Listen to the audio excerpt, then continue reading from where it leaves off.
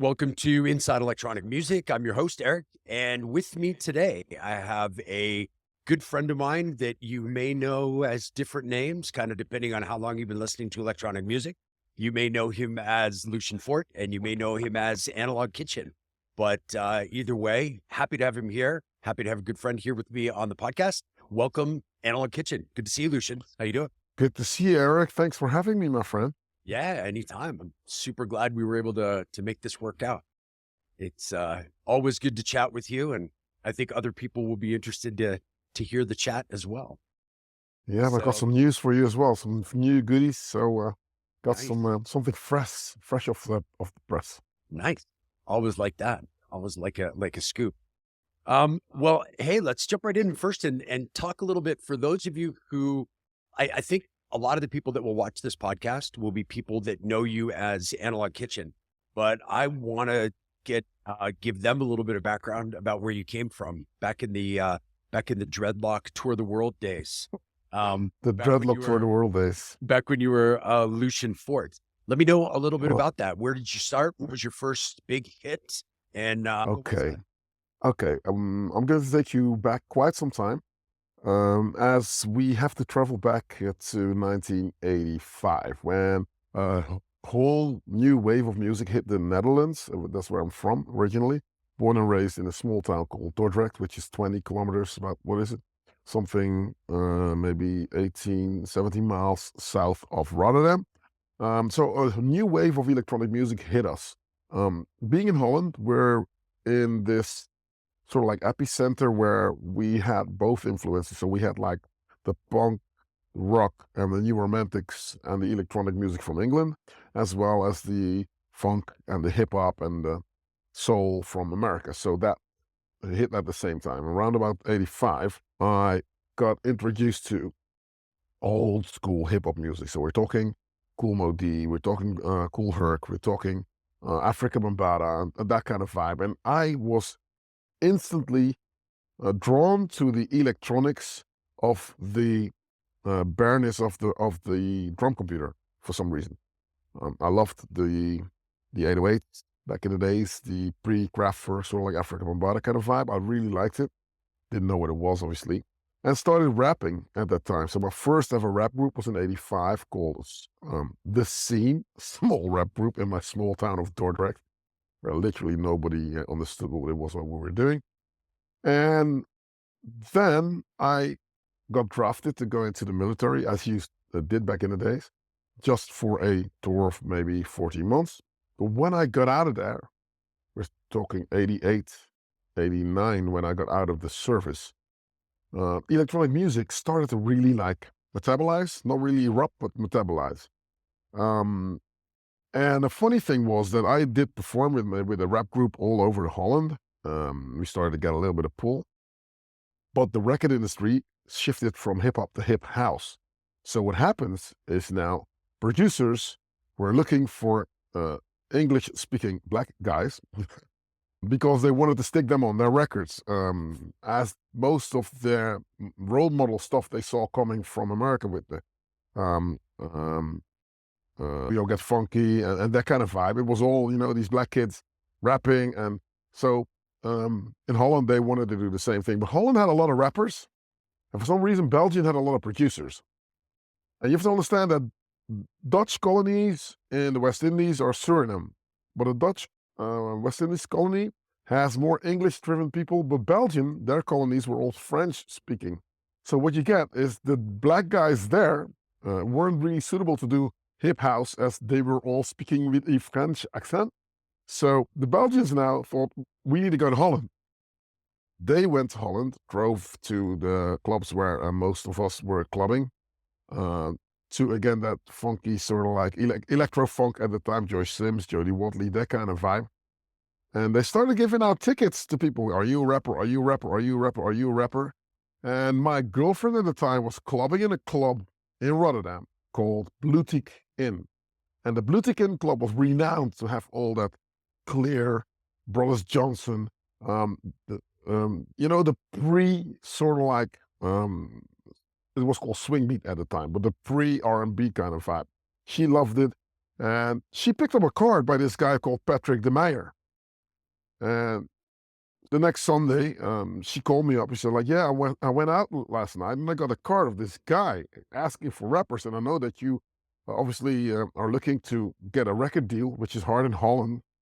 You need to call this guy. Now, I call him up. This guy now makes music with Joe Bogart of Technotronic fame. So they did that Pump Up the Jam record. So lucky me, I just got this card. And I did already my reps and stuff. I wanted to produce a little bit more. So I was like, let's see what happens. Call the guy up. Now, they didn't have an African guy. Me, coming from Surinamese background, Suriname, which is a small country in South America, which also was a Dutch colony, I rapped together in my group with an American guy from the Bronx. Now, these Belgians just jumped through the roof like, oh my God, we've got an American, yeah, we can make the hit record now. So we got asked to go to Belgium. We went there and we did a few intake raps. I am not of English-speaking descent. I was raised bilingual, but still English is not my first language, as was my pal, Marvin, the American guy from the Bronx. So they were like, okay, so they fully focused on him and left me alone. And I was a bit pissed off. I was like, yo, it's my card, my contact. What are you doing? So Patrick de Meyer and Joe Bogart were very busy in the studio trying to figure out this new sort of like rap configuration. And they sent me into the studio with one of Patrick de Meyer's proteges, which was Oliver Abelo's. And me and him hit it off. And within 6 months, we made Quadraphonia. Now, this is still to this day, it's been seen as one of the first electronic records ever to just cross over. So seeing how Carl Cox says that's one of his first techno records, and Adam Baird says this is the record that got me into techno music, and Josh Wink, and had Richie Houghton play a support for me, and DJ T1000, and I can drop a lot of artists. This was my first claim to fame as world hit record. Crazy stuff. You know, I was like 20 years old, and it was like manna from the sky at that point.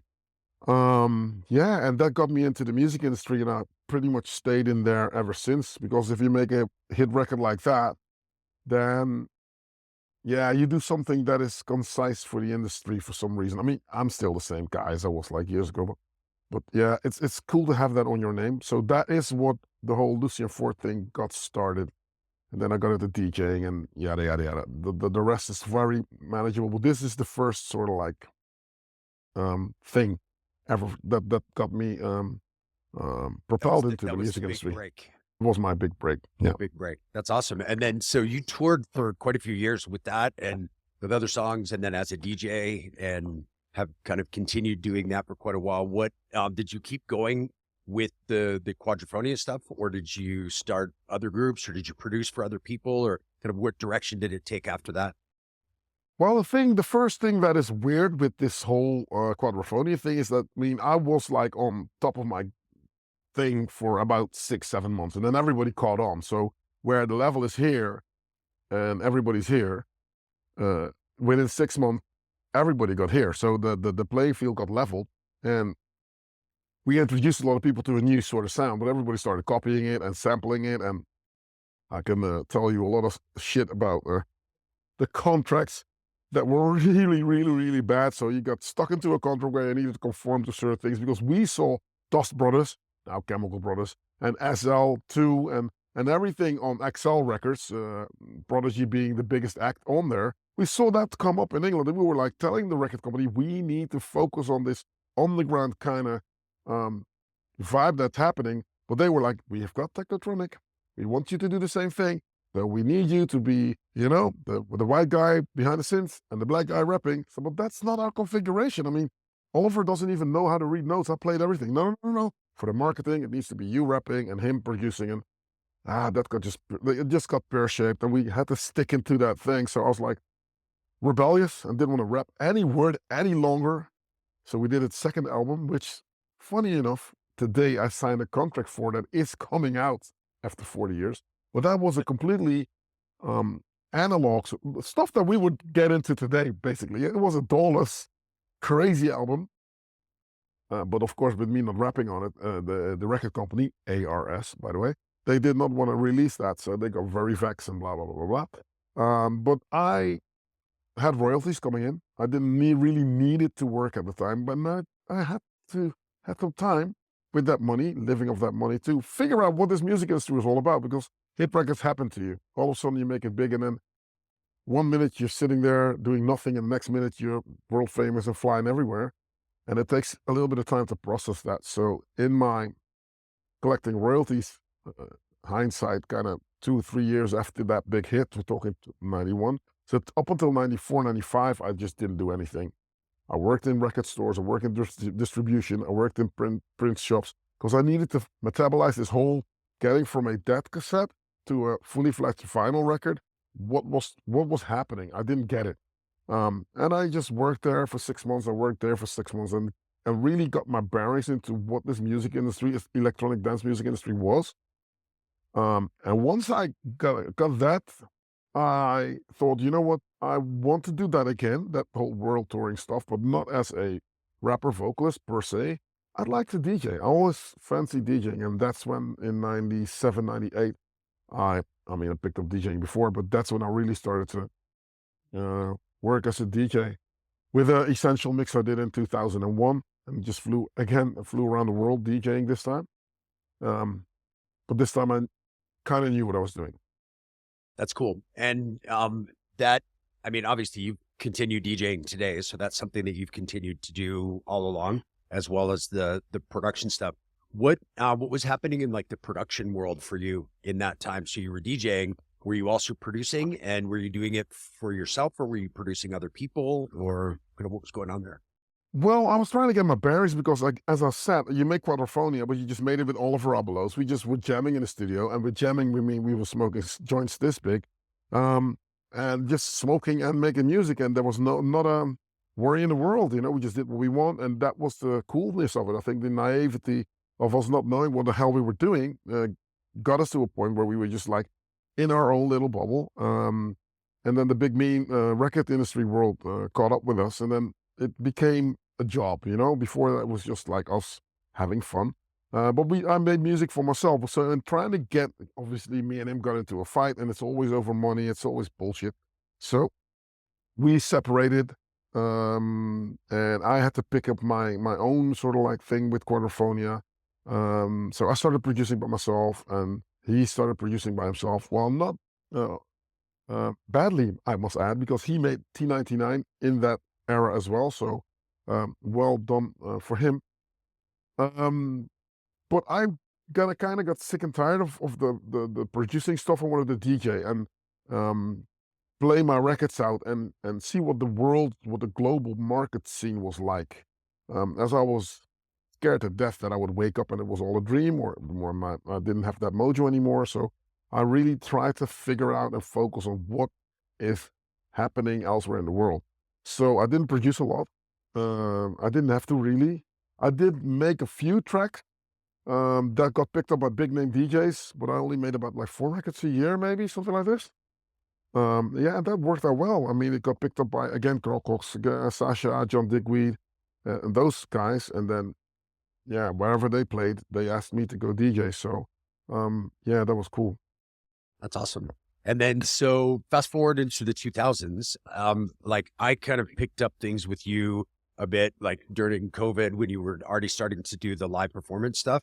But in between there, where did you kind of make the choice that you wanted to move over from DJing, or in addition to DJing, start doing the live performance side of stuff? Well, this was the thing.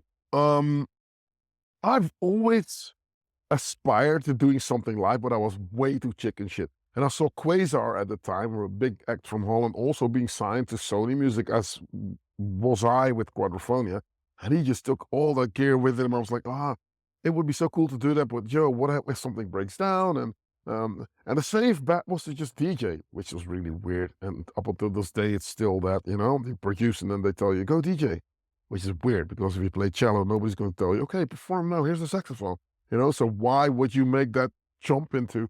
But I thought it was a safe bet. And then years later, when I thought, whatever you want to whatever you make here is not necessarily what you're DJing if you're out there. And the DJing game is completely different from playing live. As you're set to a certain predictability of what the drum computer does there. It's 8, 16, 32, 64, 128, 256, 1024. It's always the same sort of like beat. And that gets predictable. Whereas if you're playing live, whatever you think of happens. And that's weird because for us electronic musicians, that doesn't really happen. It happens for every other musician, but not for us. And I wanted to have the freedom of just thinking on the fly, what is it that I want to do? How do I want to play my tunes? Because you learn a lot from not being confined to this drum computer all the time, running around in that hamster wheel. And that's when I started to think on, it's COVID. And the marketplace changed. All of a sudden, Mo came out with a mini guitar, and then that came out with this. And I was like, wait a minute, hang on. I know this.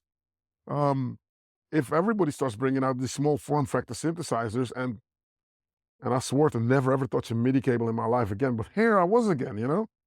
So I'm just buying these small things, and I saw an MPC come out. I'm like, hey, wait a minute. Yeah, and then I really got like, you know what? Let's perform without a computer. That was my thing in the beginning of the channel. I wanted to just like produce with my ears again, as everybody was watching a screen and clicking a mouse and say like, okay, hang on, let's edit this sound, and then they stop the music. Weird. And then they start editing it, and then they, with live music, it's live. Like I say, whatever I want to do, it happens there. The sound design, the arranging, the performing, your showmanship, your skills as a sound engineer. Those were things that all come together in a license. I was like, okay, I think that this is where I want to be at this moment, not just like mixing a record, drink, 5 minutes, oh, mixing another record. Well, I just did it for about 30, 35 years, and I wanted to do something. I wanted to go back to my roots, really. Yeah, I think we both talked about this offline for other times, but the idea of switching from DJing to playing live is this idea that you don't want to be doing the exact same thing that everyone's just doing. And now in this day and age, everybody has the same music, everyone has the same gear, everybody can do more or less the same thing. And you want that freedom to be able to express yourself and not just play a track that was someone else's art, and you have to kind of piece together other people's art to make your set, where when you're playing live, you're making your own art, you're creating your own thing. And it's just a totally different vibe. I totally can relate. We've connected on this idea a lot, actually.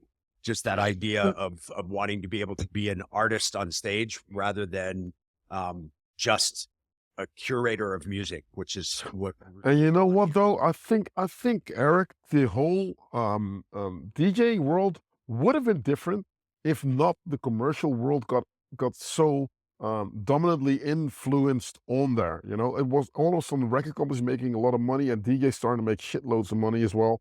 And I don't really understand what happened. I mean, you and me both come from a background where we were nerds. I mean, you either collected stamps or you collected records.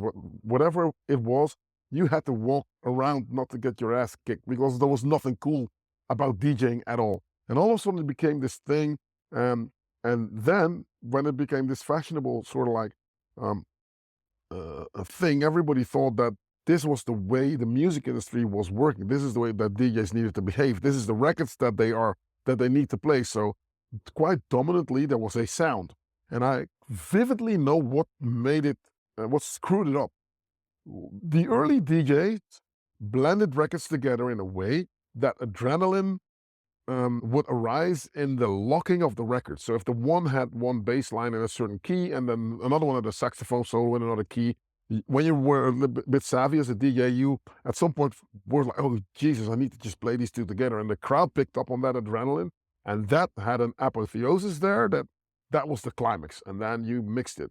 But what smart producers started to do, they started to create that small interlocking climax, and they placed it in the middle of the record. So now all of a sudden the record started to be Guns N' Roses, just fireworks going off constantly. And then that became the standard. And it was like I was on a roller coaster, just kept going all night. And the record companies fed into that, and commercial music was that, so it needed to be a drop with a break and a drop with a break and a drop with a break. So the whole unpredictability of me screwing up and then trying to release this thin-ass vinyl record with not the hole in the middle, and then the needle jumped and had to go back in. So there was no 4, 8, 16 or whatever. It was just this odd measure. That fell away, and it became very predictable in a sense that that was all of a sudden the DJ standard. You know, you need to go, oh, come on, count 1, 2, 3, 4. And with the live aspect, it's like, you know how many times I just like came out of the drop and I just put all the faders up and there's no kick. I'm like, oh no. And I go like, no. And the crowd goes like, yes. And I'm like, oh, okay. So you do a turnaround of maybe And then you're 15. like, yeah, I did that on purpose. Totally meant to move out. I totally meant to do that.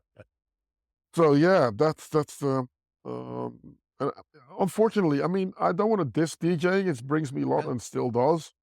But a lot of people just like play these records of a certain sound. And what I also like to add is I think it's weird. So people listen to these tracks that they hear being promoted on radio because record companies got a big say on what's happening on the radio. And then they come to the DJ box and ask that same thing. That to me is weird. Yeah. If I would call you up and tomorrow I said, you know what, Eric, I'm hungry. Let's go eat pancakes. And we do that for breakfast. And in the noon, I call you up like, Eric, let's go for some lunch. Well, what are we going to eat, Lucian? Yeah, let's go for pancakes. Then at night, I said, guess what we're eating? You're going to say, dude, you serious? But when it comes to this DJing thing, everybody just keeps asking for the same thing. Like, this is what I know. Don't play anything else. I've measured it. I can even recreate a record to the frequency. So technically, your body should respond to the same thing. If it's not something that is by that same artist, they're probably not going to go for it. Even if the frequencies do the same thing and I played the same thing, that to me is weird, man. So when I started doing this live thing, it's like, you know, I don't know what's happening, but if I don't know what's happening, you don't know what's happening. And then we're all on the same level play field again, and let's just see what happens. You know what I mean? Yeah, that's something that I've always loved about the live performance side and also about the underground aspect of DJing is that there's not an expectation that you're going to play something that's known and popular. And people go because they want to hear things that they've never heard before. And every time you play somewhere, you know, like the bigger it is, like the biggest shows I've ever played, expected to play certain things because that's what people want. And then you go to these ones that are more underground and more, I don't know, for me, more interesting. And they're interesting because people go to hear something new and to learn about new music like it used to be. Like, that was the real throwback back in the day is, a club DJ was there to teach you about new music and a radio DJ was there to play the music that you like. And so it used to be with a club DJ, it was like you would go and you would hear a brand new song that you've never heard before because they got it as a promo and all of a sudden they're exposing you to new music. And now it's like, no, I want to hear this one song that I heard 3 hours ago on the other stage by the other DJ. It's like, well, you already heard it. Why you want? Well, there's also a lot out there. There's so much music. I mean, I see, for instance, Lady Gaga being very popular and Travis Scott being popular, but I can, for the love of God, not just like rehash any of the 5 like last EPs that they have released. So it's a marketing thing. And I don't want to sound like an old fart. I am, but I don't want to sound like one. In the end of the day, it boils down to a rudimentary transference between what I think is happening and what people think that is happening. You can sit in front of a store, busking with a DJ set. I think that anyone with a saxophone is going to make just more money within 5 minutes than the guy with a DJ. They love the guy with a DJ set, the guy or the girl with a DJ set. They love him to death. They'll dance, but it will not make you any money because there's no rudimentary transference of emotion. Let me put that word out there because I've not touched on that, but the emotion. And then a lot of people say there's no emotion in electronic dance music. Well, I beg to differ. I think there's a lot of emotion in dance music, especially if you get a bit of chord savvy or the leveling of certain aspects in the frequency. It can just do so much. And yeah, again, that whole aspect of that is, I'm addicted to it. And I'm sorry that I didn't do it earlier because I should have done it like years before, but here I am. Yeah, I mean, I would even say as far as the emotional thing, like at least for me personally, I think there's more emotion in electronic music because that's really all you have. You don't have lyrics. You don't have a poem. You don't have a story that you're literally telling with words. So the only way that you can get your message across is through the emotion that the music you're creating elicits from the person. You know, if you're rapping, if you're singing a country song, if you're singing a pop tune, there's a literal story with characters and people's names, and this is what happens during the story. But with electronic music, you don't have that to fall back on. So the only way to kind of do it in quality is to get that emotional response out of people through sound, through the Yeah. way you organize sound, and not like on the mic, hey, put your hands up, everybody jump, or whatever. It's the Yeah. sound you do makes people jump. You don't have to literally tell them to jump. And it's the thing that I love the most about it. And with performing live, it's fun because if you get an idea that you think will have that response, you can do it. Where if you're DJing, it's like, shit, okay, if I want that, I got to find that record. What record does that? Okay, maybe it's this one. Now I'm going to find it. And by then the moment's gone. You know, you Yeah. missed it. And when you're live, you're like, you know what? We need a break. We need a drop. We need a melody. We need a vocal. And you can just make it happen right then in the moment. Must add though, when it's vinyl, I think the vinyl scene is a bit different. They tend to release nowadays. They tend to release like a little bit more odd, sort of like outside left of center music. So that's pretty cool, I think. So you get to go back to the record store, just like lose yourself, dig for records, come up with certain things that I love. And there's a craft to it as well. To playing records, playing vinyl is completely different. But this whole USB kind of um vibe where people got torrents to just like go and download the last Beatport Top 100 and everybody sounds pretty much the same. I just don't understand why we would cut yourself short like that. I mean, if you don't want to be eating pancakes every day, why would you just go for this generic McDonald's attitude of just like consuming music that way? Yeah. I wallow in the thought that when people are sick of McDonald's, they'll probably develop taste to go do something else. So entry level stuff, I understand it.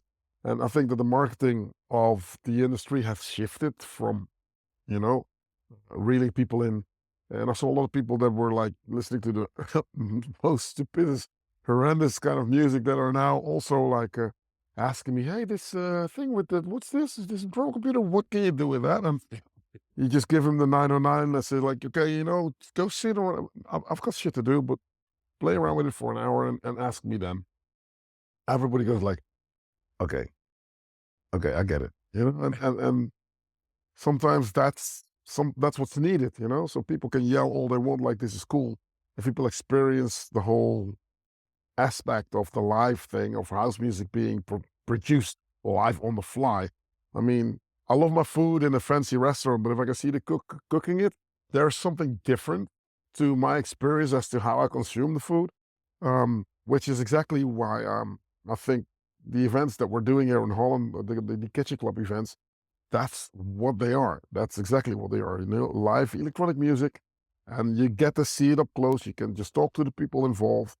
And you can make it part of the music. Best anecdote is I was playing a tune and two of my fans ran up to me and said, like, what's this song called? I'm like, I don't know, because I just literally made it just now. But if you come up with a title, let's call it that. And they've called it, so I can't recall they gave it the name. And now they come up to me, can you play this and play that? And this engagement, that's amazing. Yeah, I think one of the challenges we have, and it's something I love about the events that you do, is getting people to actually see what you're doing, pay attention to what you're doing, because often we'll play shows and, we may be playing in a club where there's DJs playing, and if they have you set up in the DJ booth, nobody can really see what you're doing anyway, so you might as well be DJing.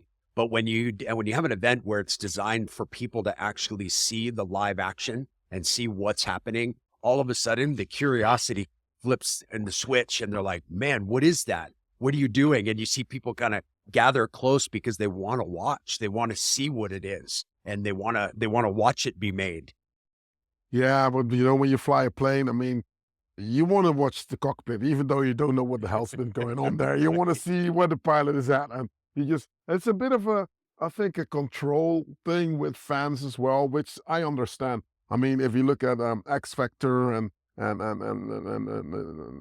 Holland's Got Talent, USA Got Talent. Obviously, the whole influence of people now deciding what is cool and what's not cool, that sort of like um, control has become it's a Dutch thing, by the way. All these programs are being made by Dutch companies, funny enough. So this whole controlling thing, like you get to say what is this or what is that. Now you got cooking programs, building programs, whatever. Everybody just needs to just like control something. I think it's nature for people to be curious. I think it's nature for people to just like be resilient in what they want to hear. But to combine it with the industry at the moment, I think that's where it's headed. Because the whole, I don't know how it is in America, but we see it here in festivals, the whole pay expensive money for a ticket, pay expensive money for drinks, and then go watch an expensive act. That ship has sailed. So you see festivals struggling and club culture going away because of this marketing thing. This is a big DJ, come and see him. And, post-COVID, people don't have a lot of money to just go, like, I spent $200 to just go stand and watch a DJ from afar. But what I see is for the X amount of money and the information they'd like to just like get from the act, and also think like, okay, we call this record a certain name.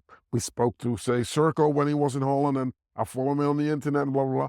This creates a whole different consumer model where arts and skills and just curiosity all gels together in a pretty cool sort of like new model, I think.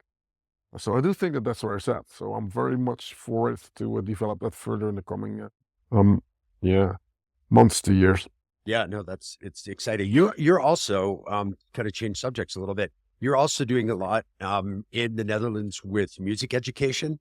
And I'm curious to hear about that a little bit. I'm sure the people that are listening would be curious about what you're doing and kind of how you're making it work, because it's different everywhere in the world. Obviously, you can't do the same thing everywhere, but it, as you and I have spoken about it, it seems really interesting and exciting. So, well, yeah, my approach basically is slightly different from anyone else's approach. What I have found when I'm watching the internet is that a lot of people tell other people how they should approach a certain thing. This is what this does. I mean, basically, it's funny because nowhere else in any profession is it working like that. If you want to be a carpenter, nobody's going to tell you like, this is a hammer, this is metal, and this is wood, and you do this and that. No, what people want to know is like, I want to hit that nail. How do I hit it? They don't care what kind of hammer it is. So in my education, I'm probably going to tell you like, okay, what is the end result here? Do you want to play in a living room? Would you like to play for 20 people, 200 people, 2,000 people, 20,000 people?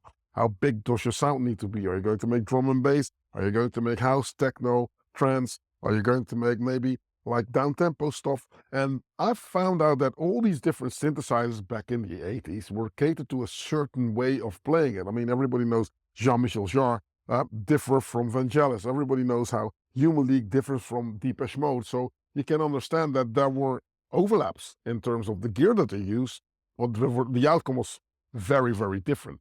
Now, if people ask me that question, I can say like, okay, listen, I'm going to tell you how to efficiently hit the nail in a way that it will stick there and people will take notice. So the whole new scheme is learn to play live. This is what it's going to be.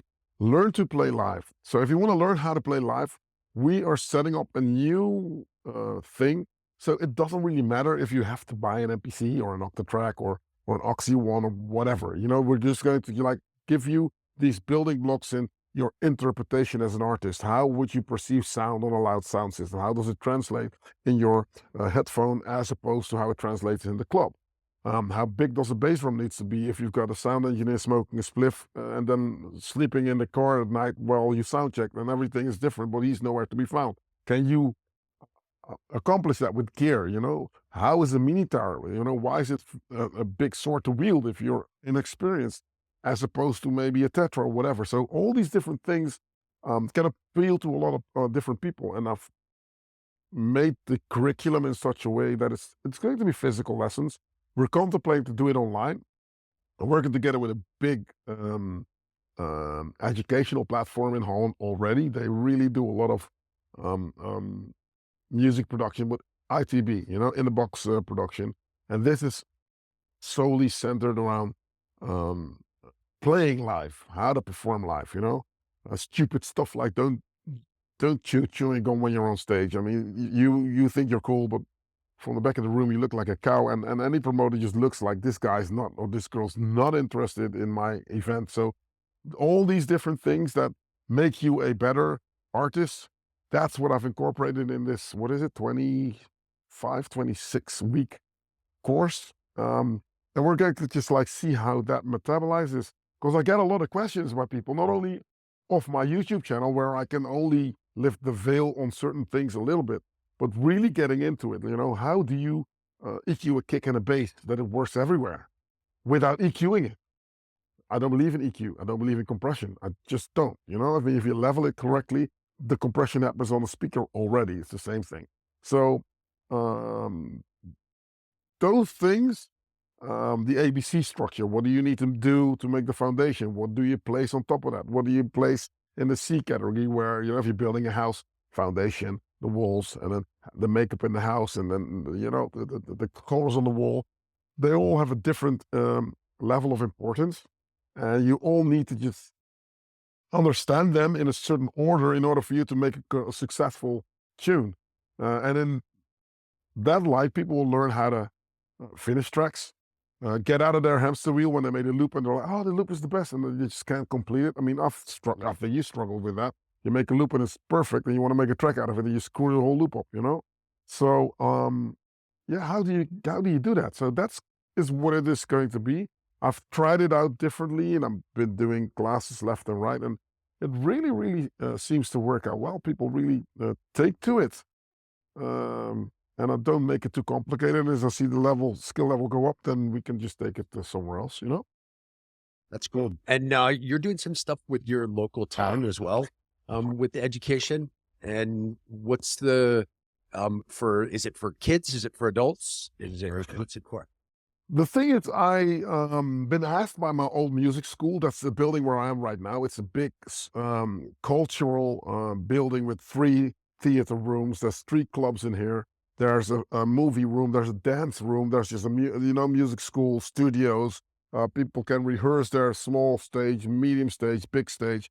Everything is here. And it used to be, back in the day, my old music school where I started when I studied jazz, this is before the first Cool Modi hip-hop records. This is before 85, when my mom put me in music school. And that music school has morphed into the center that it is now. And they've asked me, would you like to, no, the question was simply, asked me, Lucian Foort, how do you become Lucian Foort? I was like, okay, is that a teachable thing? Can I tell people what it is that I've done? And then I started to backtrack and write stuff. I was like, yeah, of course, let me write it down. And then I went like, wait a minute. There's a lot of things that I've approached from a different angle, different perspective. Yeah, I think I can write it down. And then I started to develop curriculum, and I taught these lessons in workshop form. And then it just really took to the people. Everybody was like, oh my God, do more of this. And I thought like, okay, let's develop it a little bit further. Let's make it for a wider group of people. Let's make it for different age ranges and different levels of understanding, because not everybody gets these things easily, especially because it is technical, obviously. And yeah, and from that thing on, we started to just go on. But I do also teach young kids here. If they do specials or the kids come to this place, they ask me to write curriculum for them. So I do workshops that are really cool. Today we had one where there's a class of 30 or 35 kids, and we chop them into 4 bits, and I teach keyboard, and somebody else does bass, and somebody else does drums, and one does rap, and then you get 20 minutes with your group, and then at the end of the day, you stick them on the stage, and they have to combine it all together and make it into a song. So they learn how to work together. They know how to compose, and it's really cool. And that gives me an insight in what people really would like to see and hear. And I do that with electronic music as well. So we do all these workshops. Got an app that I've developed to just go to schools, and basically a digital MPC. And we just make music with that, and it works. Yeah, that's cool. That's very cool. It was COVID, man. It was COVID. I was looking at the wall. There was Yeah. no clubs open, dude. And they asked me, would you like to do it? I said, like, yes. Yes, please. Funny how for as negative a thing as COVID was, it got basically everybody in the planet, it forced everyone to look at things in a different way. Because all of a sudden, the routine that we thought was always going to be the way it was, and there was nothing that could change. All of a sudden it changed and we had no other choice. So everybody started saying, okay, now I don't have this job anymore. What do I want to do? Now I can't go out. What can I do from here? Oh, there's internet technology. Can I do something with that? And I think it forced a lot of people to do things they wouldn't have normally done. And I think it created, the online education space blew up as a result of that. And I think that would have taken years and years to get to where it is today had that not happened. Would you not say that we got a little bit too comfortable? We got too comfortable. I mean, if you would have told me 10 years ago or 15 years ago, like, dude, there's going to be a day that nobody's going to buy your records anymore. They're just going to download them off the internet for free, I would have laughed. And if you would have backed it up with like, and there's going to be a virus that is definitely going to keep everybody at home and nobody's leaving their house, I would have just laughed. You know what I mean? I would have just like bet everything on my, on their every last cent of money that was never going to happen. But there we were, and there it was. And I think it did get rid of a lot of the dead wood in the industry because everybody got a little bit too comfortable and confident that would not change. And I think that people that were a bit more, people that were a bit more savvy and trying to just like reinvent themselves came out with something. And I think the industry needed it as well. If we're talking about the dance music industry, I think it was needed. There were just too many people that were just making money with little to no sort of like skill set, just marketing. And I think it's still the same, but the crowd picked up on that now. So they're not going to take it easily in like, okay, no worries. No, that's not happening. Yeah, I think there's also probably some people that are, some talented musicians who got into music during COVID because they weren't stuck in a job at that moment. And all of a sudden they had time and they said, okay, what am I going to do with my time? Well, I've always wanted to do music. And so I think there's some musicians that we have today that we wouldn't have if it wasn't for COVID, because they would have been stuck in their daily work and they never would have said, no, you know what? I'm going to take 6 months and I'm going to work on music. And so I think that it kind of created things. Now, with that said, you mentioned that if you said that to you 10 years ago, you would have thought it was crazy. What do you think music wise? And we were talking about this the other day on your chat, but like, what do you think music wise is coming up that people aren't thinking about? Like, we weren't thinking 10 years ago or 15 or 20 years ago that music would be downloadable, that it would be free, that you would have radio for free everywhere for like $10 a month or whatever. What do you think is coming next for the music industry? What's coming next is what you're seeing right now is that people are creating a community for themselves now. You have to explain it better. I mean, we can complain all we want, and I hear the conversation about Spotify and CEOs making X amount of money, and the top DJs the same, making shitloads of money, while the people that create it or make it are not getting paid or they can't live off it.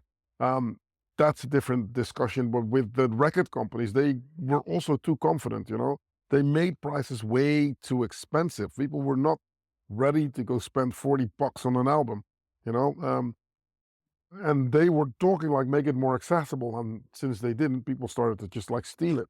So what I think will happen, what I hope that will happen, and what I'm betting on, I'm not a betting man, try to keep my odds to a point where they will work out. But I do think that building a community, having an honest conversation with the people that are your end users, either on the dance floor or people listening, looking at my YouTube videos or whatever, I want to hear from them. You have to give something back.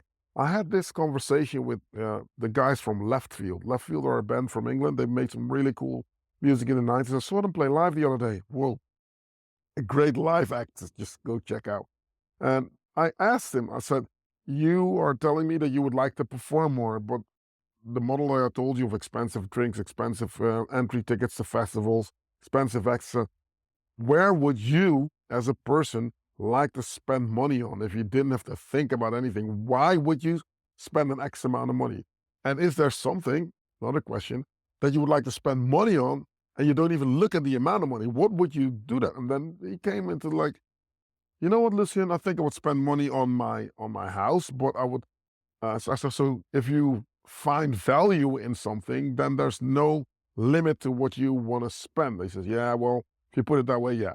So this is where it needs to go then, not saying that it's about the money, but it's about like, if you want to make revenue out of it, give something of value back to your end user. Make sure that they participate in what it is that you're doing. And we're a little bit more old school, so we got this little thing in our little map at school with a sticker, and look, mom, I did my best. Now you have to really go out there and have a conversation. Like, I think that this is cool. What do you think? Instead of, look what I made.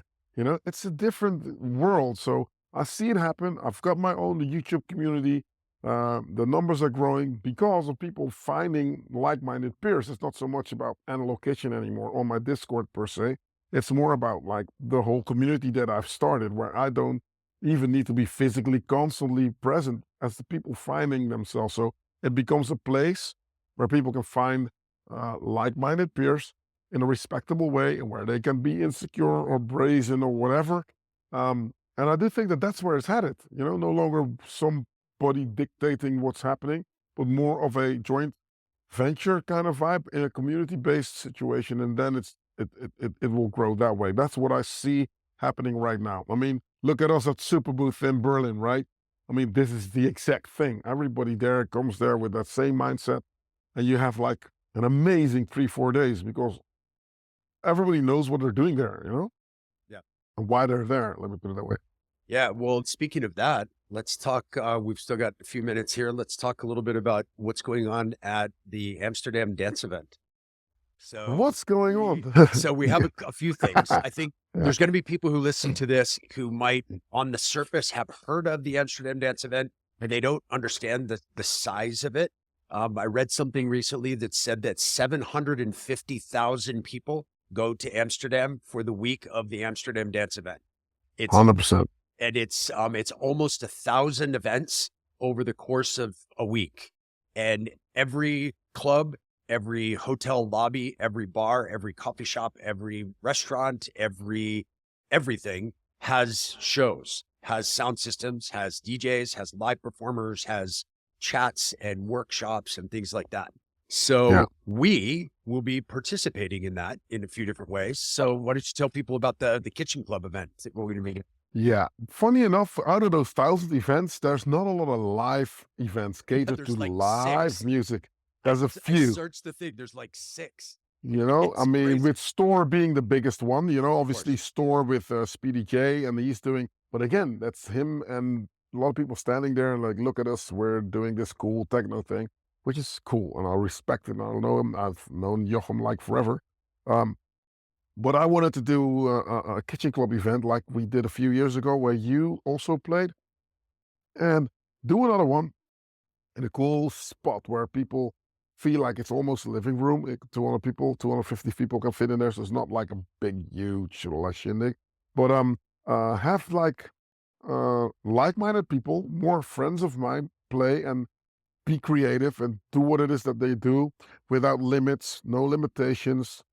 Yeah, that's what it is that we're doing. So on the 80th Sunday, which is the 20th, we start at 2 in the afternoon, and we go until 11 o'clock at night, but that might run a little bit later. And then we've got like cool DJs with Jean Dicklab. We've got Jelle Bolijn. We've got Silly, who plays vinyl, by the way. So this event is catered around either you play vinyl or you play live. We've got one vinyl act, which is Silly. You are playing Circo, so I've got Rough Life playing, I've got Seinsaw playing, I've got Landtrap also playing, myself I will be playing. So it's this different approach to music, because it doesn't matter if somebody starts over techno and then somebody does something housey and then something. Camille Damen, by the way, is also playing. So there's so many different acts that are going to be playing, and it works out well. It worked out absolutely amazing last year with, I had Travarsi, I had Thar Summers, I had Fast Grandiose, I had Alex 106 playing. So you can understand how this thing is extension of what we see at Super Booth, but at the same time, um, it is something that is migrating into also a bigger community thing now. So yeah, if you don't know about Amsterdam Dance Event, the thing that makes it work in Amsterdam is the fact that Amsterdam is a relatively small city. As you look at New York, you have to travel. Miami Winter Music Conference, you have to just travel like forever to go do something. And in Amsterdam, everything is walking distance. So can you imagine in the center, every, like you say, bar, hotel lobby, even small restaurants, they will do something in all different electronic dance music genres with all different things. And then it's not only acts and DJs, what a lot of people think, because I speak to friends of mine that don't even know that there's a conference. You know, it's a conference during the day. They think it's just the parties, but bookers go there, acts go there, bookings agencies, club promoters go there, big festivals go there, brands will go there. So even I saw a coffee company the other day. It's like, I don't know why we're here, but we think we need to be here because if we are not, we might miss out on it.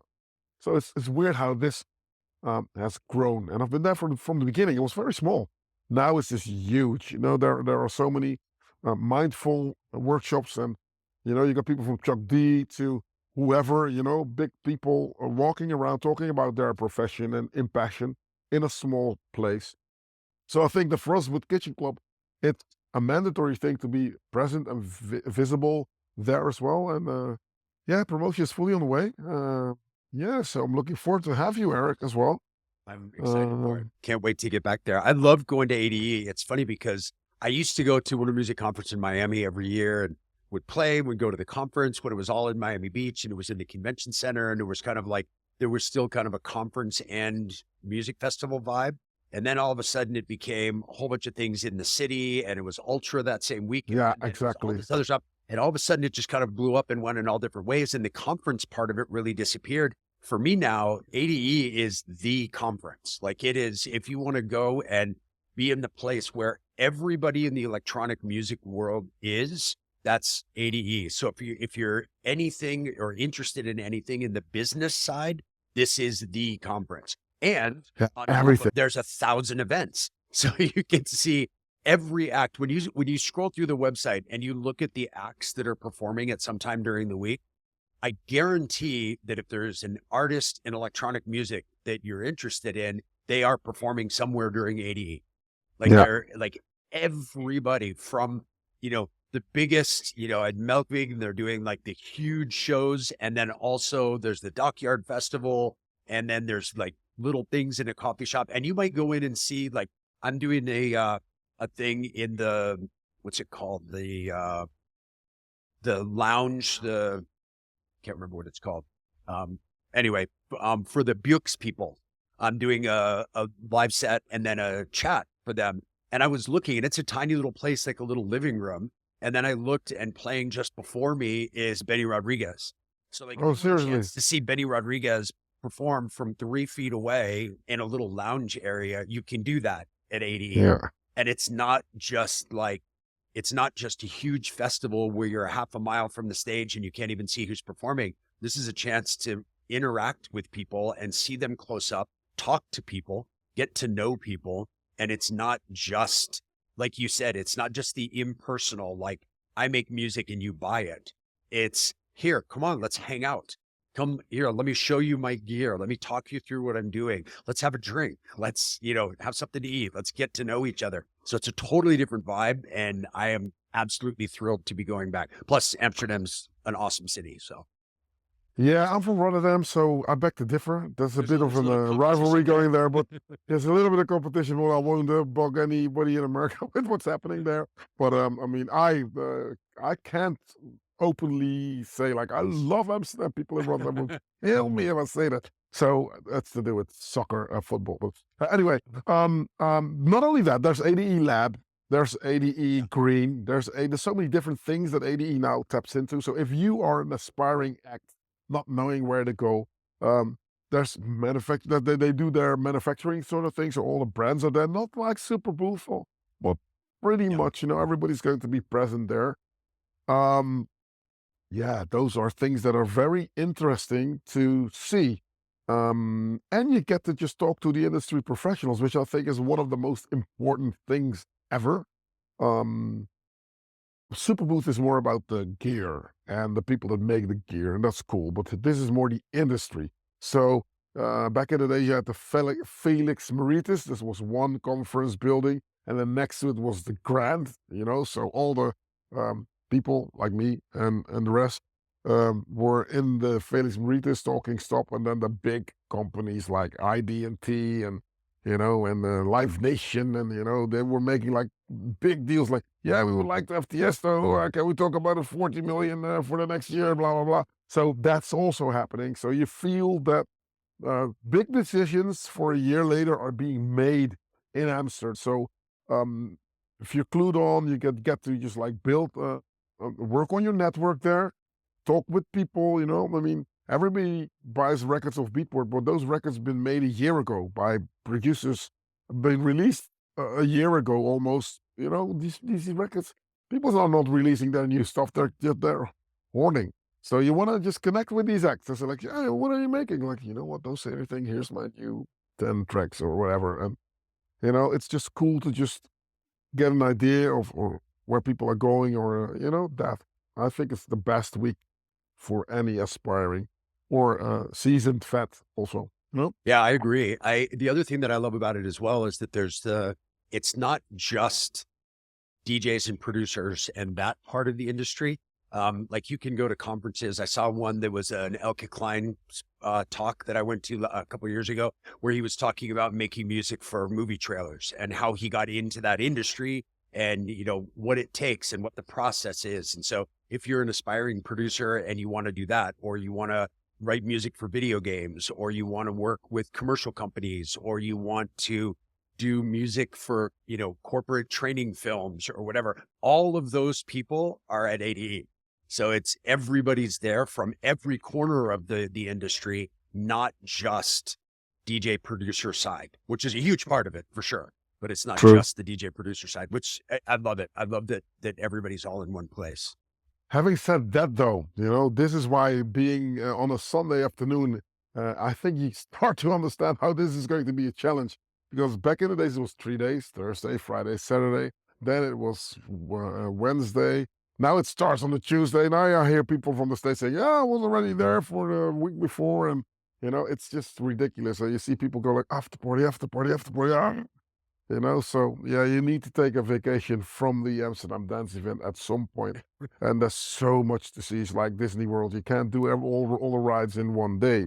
But yeah, our little thing is going to just really work and be cool. And yeah, out of these 1,000 parties, only 6 of them are catered around live, and I don't think that they're huge parties. All which else was also Soundwave going? I didn't see that they were I there. didn't see anything. I mean, I'm assuming that at least some of those guys will be here, but I didn't see that they're doing any events or anything. So Yeah, I'm looking forward to me, honestly. if it's 6 this year, I would be willing to bet that it's 8 or 10 next year, 20 the year after. And I think that people are going to see more and more live stuff, like what we were talking about. So, because as there's less and less connection with the music in the way that we're doing it traditionally, I think people are going to seek that out, and they're going to be looking for ways to actually connect with the artist and the music.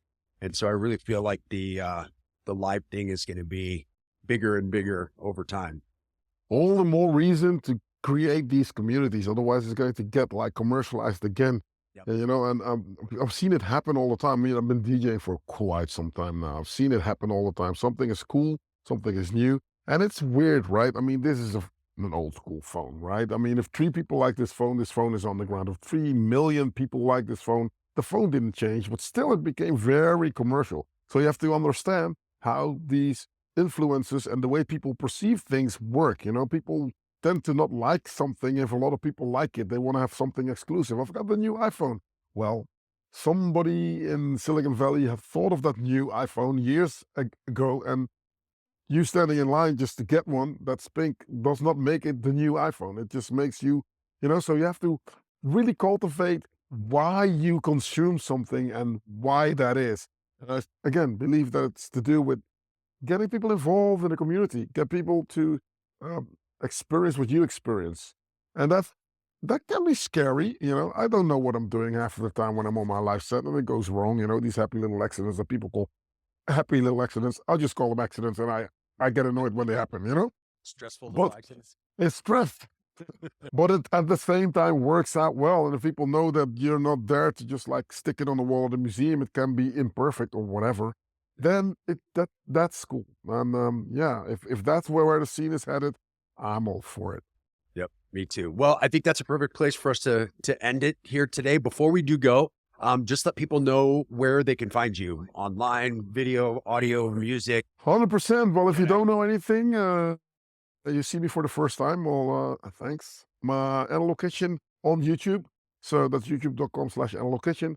Go do check out Kitchen Club. You know, the Kitchen Club is what we do live, and we're going to do our ADE event. I think Eric's going to at least leave some things there.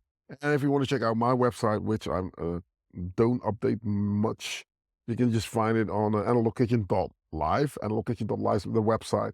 But otherwise, you'll find me Analog Kitchen Music on Instagram and Facebook, the same thing. So that's where I am. I won't be hard to find. And pick up some of this cool Analog Kitchen merch. You have the best merch of all the live guys. Cheers. That stuff too. I need to get you a t-shirt. Thanks very much, man. I really appreciate it. As always, it's great to talk to you, and I can't wait to see you in a couple of weeks in your home country. And thanks for having me.